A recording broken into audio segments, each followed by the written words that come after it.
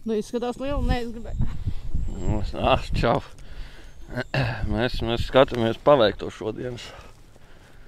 Jo esam šodien Salcā. Un jau cikos mēs pēc 9 atbraucām. Uztaisījām tikko pusdienas pārtraukumu. Mēs esam apakaļ copēt. Rīta cēliens diezgan labs bija. Mēs 4 atbraucām. Agnesei bija smuks taimiņš ap 70. Man bija lašumā 92 cm. Vēl viens smuks taimiņš norāvās un viena tukšā copīta un džekiem. Aigaram bija viens taimiņš un 2 norāvās.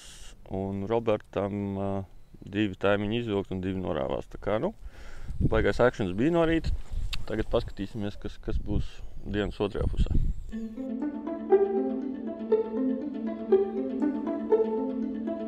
Laikam populārākā vieta A-zonā.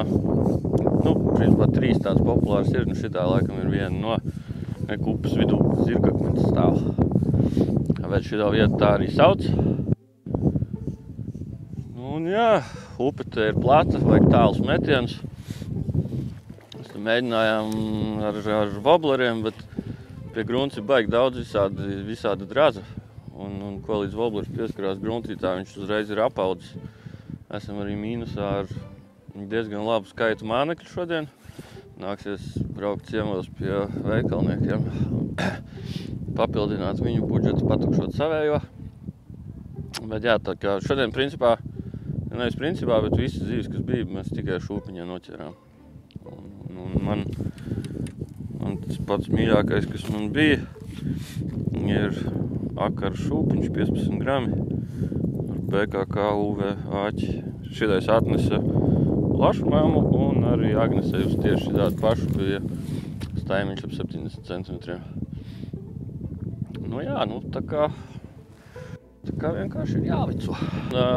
Salacā ir, protams, licencētā makšķerēšana. Ir 4 zonas, A, B, C, D. Tad ir vēl arī Salaca 2, bet tas ir bijis cits stāsts. Bet Salaca 1 ir sadalīta 4 zonās. Katrā zonā katru dienu ir 10 licences. Tas nozīmē, vienā zonā vienlaicīgi var atrasties 10 cilvēki. Mēs esam 4. Mēs tā redzējām 2. Tas nozīmē, 6 mēs no 10 bijām šeit. Pārējie 4 visticamākais kaut kur upei augstāk bija. Un licencētā makšķerēšana šeit nosaka to, ka drīkst paturēt vienu zivi, vienu taimiņu no 50 līdz 70 cm. Bet, kas ir jāatcerās un kas ir atšķirībā no gaujas, gaujā tādā ziņā arī ir tas pats, kad drīkst paturēt vienu taimiņu tieši tādā pašā izmērā, bet šeit atšķirība no gaujas ir tāda, ka ja tu esi izvilcis to zivi, esi nolēmis viņu paturēt, tas nozīmē, ka tev makšķerēšana ir beigusies. Respektīvi, ja tu to zivi paturi, kāp mašīnā brauc mājās. Jo gaujā ir savādāk, tur tu drīkst turpināt makšķerēt, bet tad attiecīgi visas nākošās zivis jālaiž vaļā. Šī ir tāda atšķirība, un tāpēc arī mēs no rīta dabujām it kā smuki ziltiņas, taimiņas, kuras tā kā teorētiski varētu arī aizvest uz mājām, bet mums ir plāns šodien visu dienu pie upes. Tāpēc mēs visas zivis laidām vaļā. Un mēģināsim kaut ko dabūt pašās dienas beigās. Tā kā šī ir A-zona, tad te ir potenciāls lielāks noķert, to gastronomiski visvērtīgāko zivi, tautā saukts par spožo. Tas ir tikko kā no jūras ieskrējis taimiņš iekšā. Viņi izmēros gan parasti nav baigi lieli, bet tādus no 50 līdz 70, ja trāpās, tad tas, protams, gastronomiski būs daudz vērtīgāks nekā nonārstojušais, sagurušais, nomocītais taimiņš. Viņam attiecīgi arī gaļa ir nekāda. Un licencētā makšķerēšana turpinās šeit līdz, negribu samalot, bet man liekas līdz 1. maijam. No 1. maija beidzās. Bet, var ieiet mani cop.lv, paskatīties, vai ir vēl pieejams licences. A-zona, man liekas, ir izpārdota, B-zona, ja nemaldos arī, bet C un D kaut ko, man liekas, tur vēl varēja dabūt.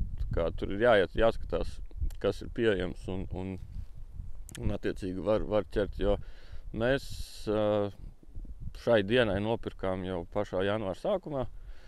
Vienkārši zinājām, ka janvārī, februārī ir augsts un tā, un tad negribās ne sevi mocīt, ne zīves mocīt. Tāpēc mēs jau tā ieplānojām un cerējām, ka uz to marta sākumu jau te būs viss forši. Un tā arī šodien ir. Vienīgais vējš ir tāds nepatīkams. Un iepriekšējās dienas te bija pavisam smuki, te bija forši plus 11 grādi. Šodien no rīta atbraucām, bija -2. Tas arī droši vien zivi arī apetīti bišķiņi pabojā. Bet visādi citādi, vajag pacietību, vajag garus kātus, lai var maksimāli tālu iegādāt mānekli iekšā. Īpaši šeit tas ir svarīgi, jo upe ir ļoti plata. Zivs var stāvēt jebkur. Mēs īstenībā no rīta, kad atbraucām, tad tuvāk pašam tam zirgakmenim varēja redzēt ļoti daudz zivs, gan lašas, gan taimiņus. Viņi cilājās un atrādījās, kur viņi atrodas. Viņi uznāk augšā līdz ūdens virsmai un noiet atkal lejā. Spurs vien tā kā haizivīm bija forši redzams, bet un tad varbūt bišķi pa inventāru. Kāds ir, nezinu, cik viņam bija garums, kaut kas 2,95. Tests ir līdz 35 grami, priekš šūpiņiem tas ir baigi ok. Priekš wobleriem prasītos bišķi mazāks tas tests. Un pīta aukla man ir 1,2 izmērs. Tālāk es lieku griezulīti un 0,37 mm fluorkarbonu. Un apakšā attiecīgi sakabīte un pats māneklis.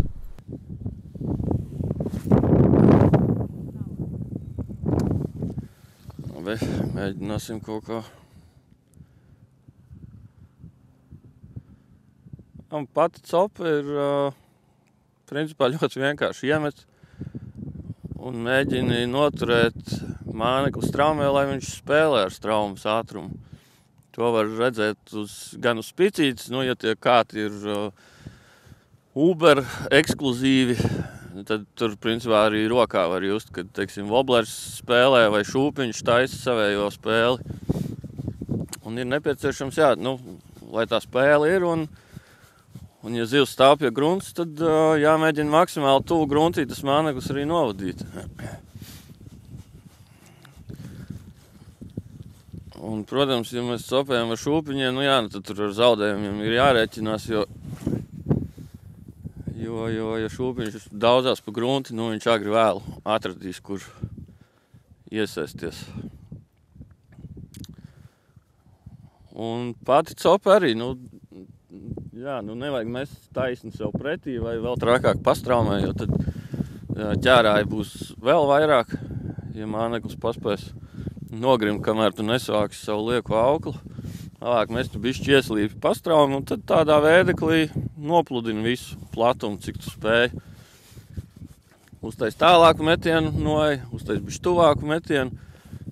Es tādā veidā cenšos maksimāli no viena punkta, kur stāv, uztaisīt maksimāli dažādas distances metienus, lai mēģina nosakt maksimāli lielu to trajektoriju, tur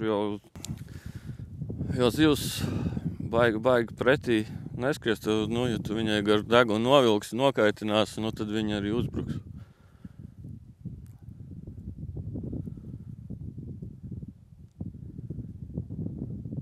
Tūlīt aiziesim pie Agneses. Agnesē ir kārtējais aizķēriens. Pamēģināsim dabūt vaļā, parādīšu mazus trikus, kā dažreiz sanāk, var teikt, acis to mānekli vaļā no ķērāja.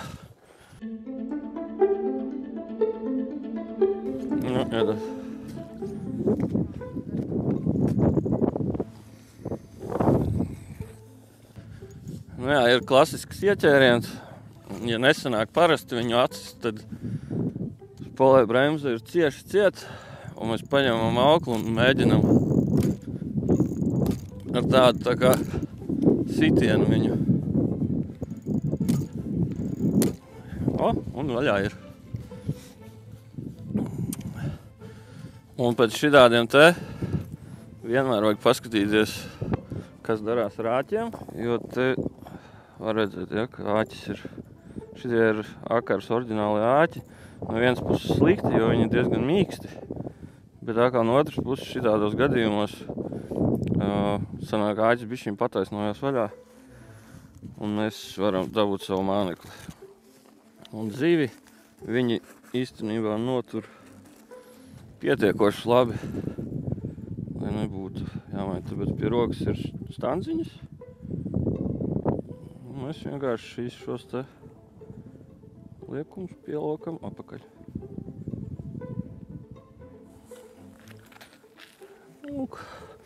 Redz, un tagad viss ir atkal darba kārtībā.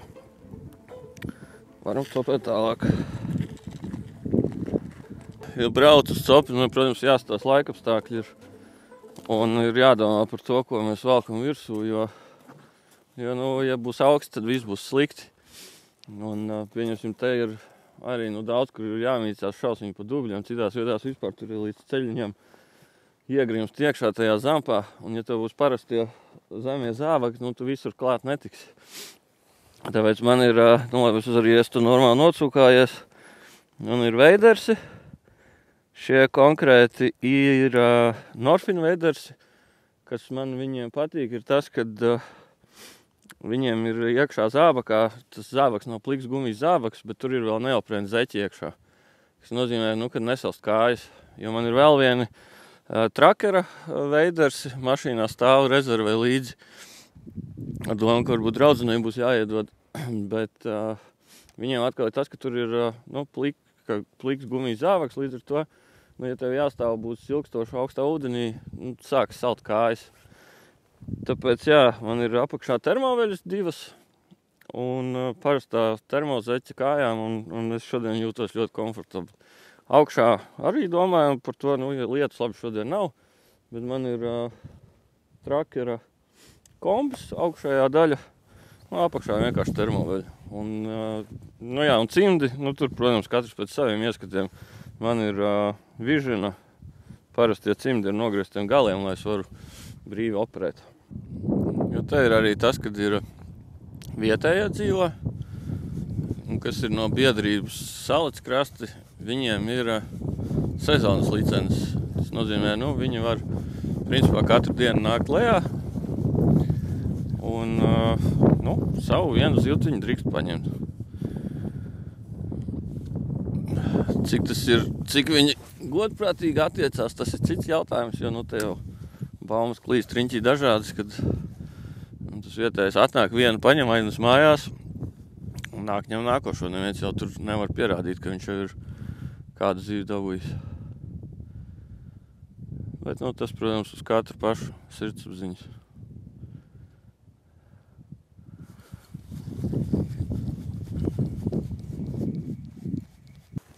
Un īstenībā copējot lašveidīgās jāpadomā arī ir kā ērti.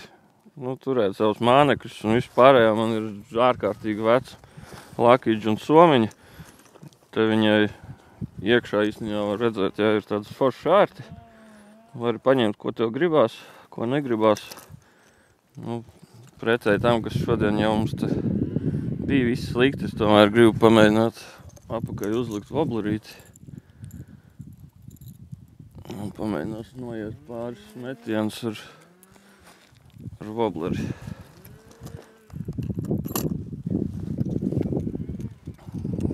Jo, un tas, kas ir, par ko ir jādomā, ja, teiksim, brauc uz šo pašu A zonu, tad, ja ir vajadzīgi šie tālie metieni, tad ir jādomā arī par wobleriem, kuri būs tie, kas tālu lidos.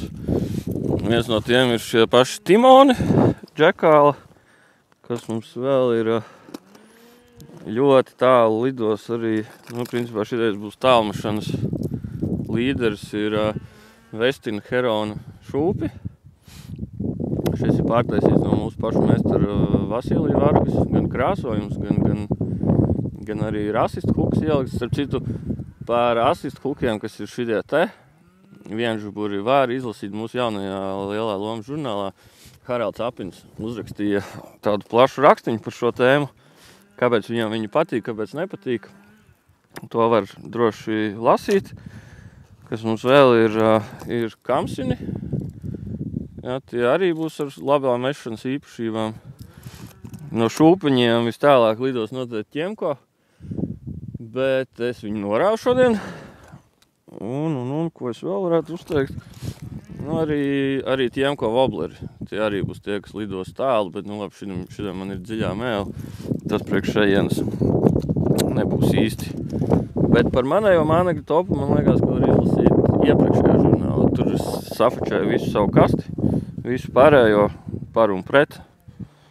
Kāpēc tā un kāpēc ne savādāk, tā kā arī to var palasīties.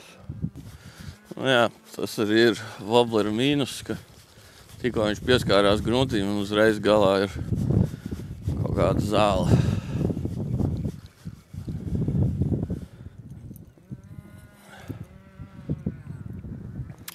Un, ja šūpiņam ir tā, nu, ja tur kaut kāda minimāla zāle vēl to spēli netraucē un tā, šodien arī, man liekas, ka Aigaram bija tā ieķērās zālē šūpiņš un pēc maz uzrāviena viņš no zāles atkabinājās un uzreiz pēc tam paņēma taimiņš.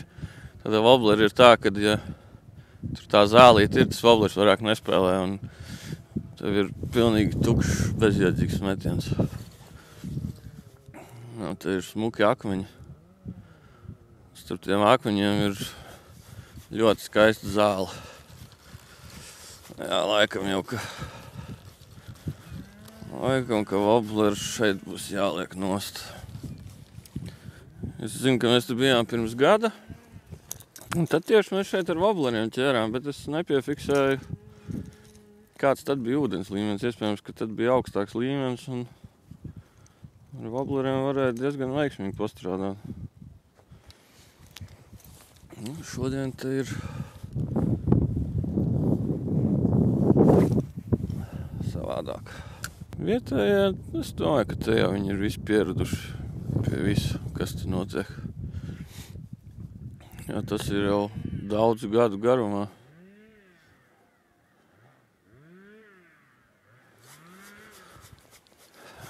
Un te arī nav tā, ka nav arī baigi dzirdēt, ka taisīt skandāls par to, kad dūrs riepas makšķerniekiem un tā tālāk. Tad kaut kā tā liekas, tas viss ir daudz maz draudzīgi. Šitais ir Leišu meistara šūpiņš. Daudziem viņi ļoti, ļoti patīk. Man arī ir kaut kādi 3-4, bet es neesmu nevienu dzīvi viņiem dabūjis. Nu, pamēģināsim. Mazums. Pēkšņi šodien ir tā diena.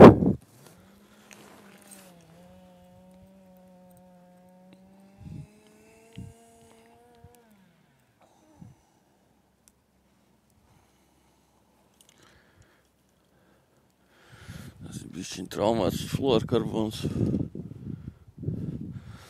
Prasītos pārsiet, bet man slinkums. Kompānijā arī Roberts Danovskis. Robert, čau! Čau! Stāsti savus šīs dienas piedzīvojumus. Kā bija? Dienas sākās aktīvi. Bija 2 taimiņi, nogāja.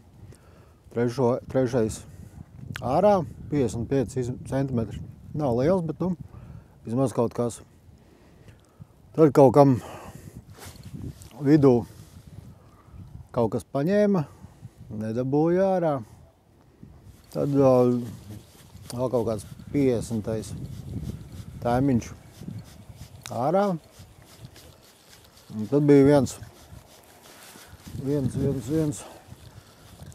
tālajā galā paņēma. Bija jau zālēs. Visi schodi zālēs. Izņemot tas, kas pa vidu paņēma. Nezinu, kā cīnīties pagaidām ar to. Nu tā. -4 šūpiņi. Vairāk nav ko likt, ir visi par smagu tagad. Tagad jāmēģina ar wobleriem būs darboties. Bet cik tāds ops Aigar bija? Nu cik? Man tā arī 3 bija. 2 nospruka un 3 izvilka. Tā kaut kā. Man sanāk šodien ir -1 woblers, kurš ieķērās, bet es viņu it kā atsitu vaļā, bet iznāca ārā bez mēlītes. Mīnus 25 eiro. Un tad man ķemko šūpiņš norāvās. Ķemko šūpiņš, man liekas, arī maksā diezgan, neatceros. Kaut kas arī nebija 11 eiro, ne? Nu jā, un tad arī viens labais akars šūpiņš aizgāja. Nu labi, tie vismaz par laimi nemaksā daudz. Jā, bet ko mēs darām? Laišam uz inspekciju? Jāiet tur priekšā? Nu kaut kur vienkārši lejā jāiet un jāmet.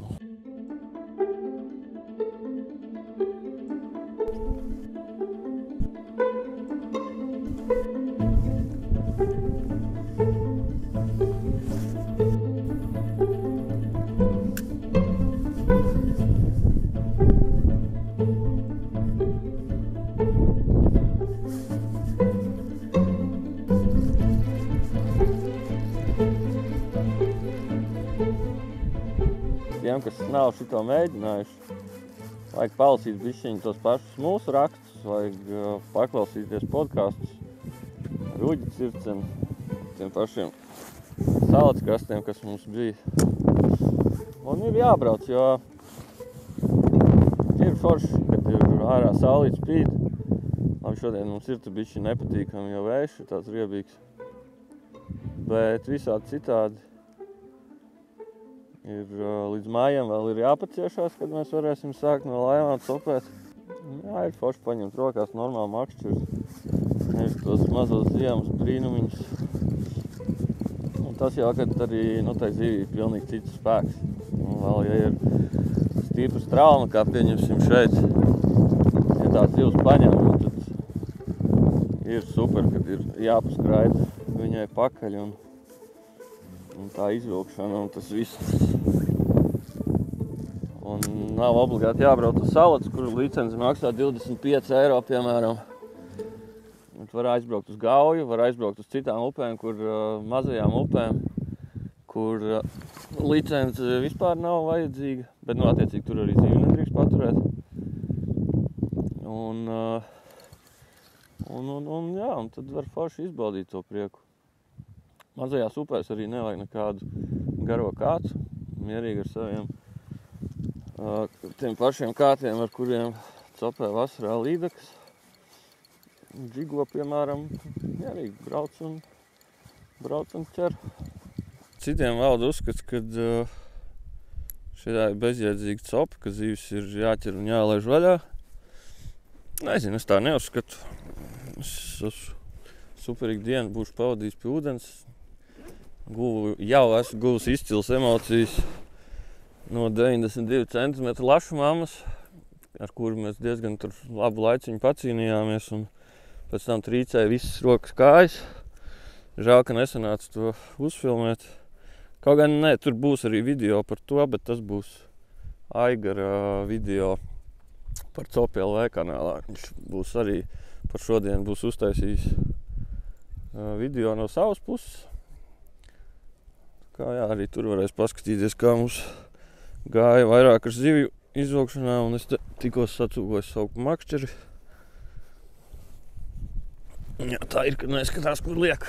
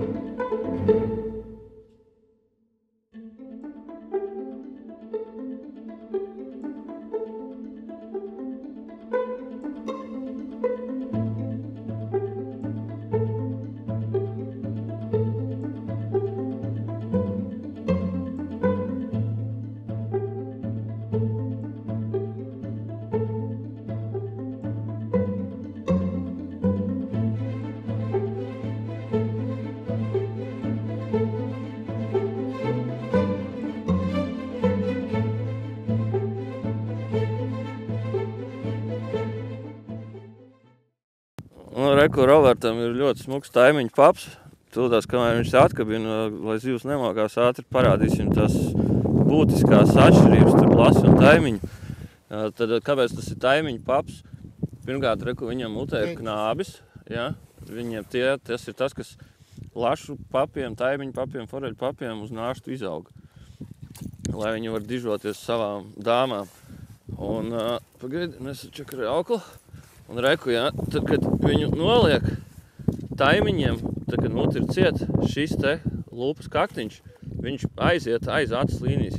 Lasim, viņš būtu līdz ar acis līniju. Vienā līnijā. Un asta. Jā, un taimiņam asta ir, Taisna. reku, var redzēt, taisna, ja?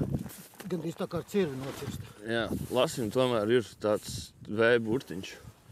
Nu, un punktojums. Tūdās, nu, izmēri.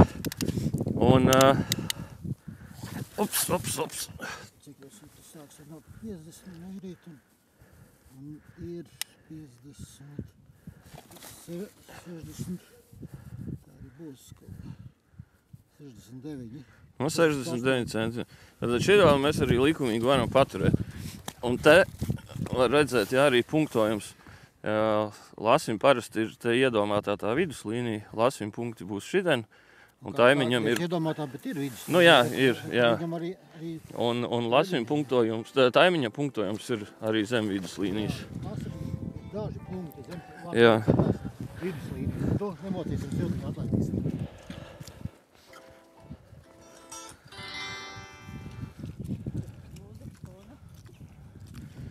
Normāli.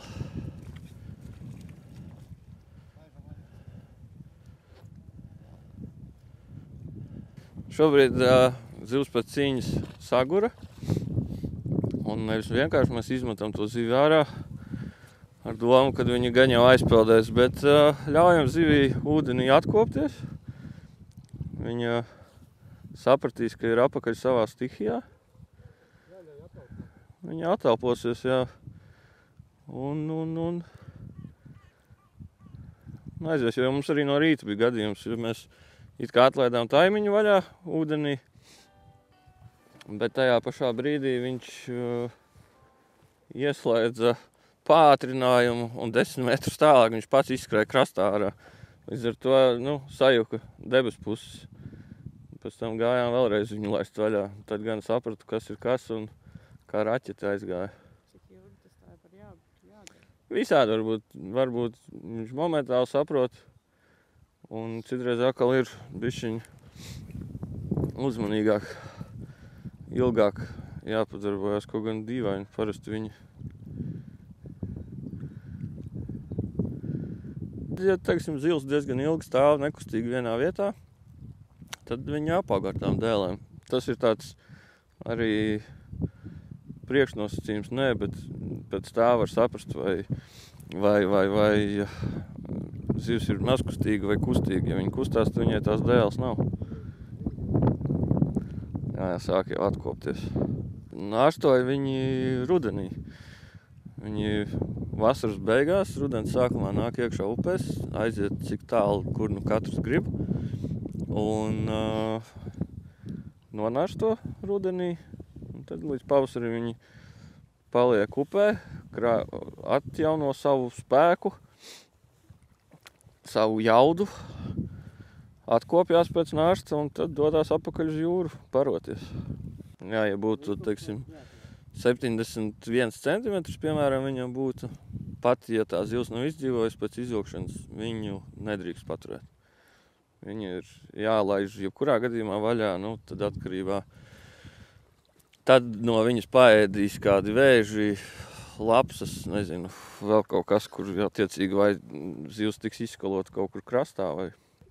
Daudzi uzskata tā, ka, nu, var pienāk inspektors klāt paprasīt, kāpēc tev metrīgs lasis nosists ir. Nu, tad jau, ja kurš vienkārši pateiks, nu jā, nu, izvilkām, mēģinājām atbrīvot, nesanāca, nu, nomira. Nu, tāpēc arī paturēja, lai neaiziet it kā postā. Bet, nu, tā nevajag darīt, nu. Nu, šobrīd tiešām ir situācija, kad mēs viņu mēģinām, jā, mēs mēģinām atbrīvot zivi, bet, nu, viņa nepeld prom. Bet nu šitais vismaz pēc izmēriem ir tāds, ko arī likumis drīkst paturēt. Vienīgais tas, kad, nu, sapratu, kad laikam, jā, aizgāja. Jā, ieslēdz pātrinājumu un aizgāja tomēr. Šis bija ilgi, jā. Bet, tas ir, šo mēs likumiski varējām paturēt, bet tad Robertam Copram šodien beigtos. Pēc visiem nolikumiem, un jā, tad viņš varētu pāris stundas sēdēt mašīnā, tiktu kā skatīties to, kā ķeram mēs. Prieks, ka aizgāja. Es varu turpināt copēt.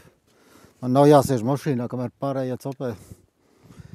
No visiem lašveidīgajiem šitais bija ilgākais atelpošanās periods. Parasti viņi diezgan sprigani aizskrien savā stihijā, bet šitais tā ļoti ilgi, to video var redzēt. Tiešām ilgi nācās viņam atelpoties. Viss forši, zivtiņi aizgāja, skaisti. Vienmēr ir pozitīvs, vienmēr neatkarīgi no tā liels masas, pats copes brīdis ir bijis.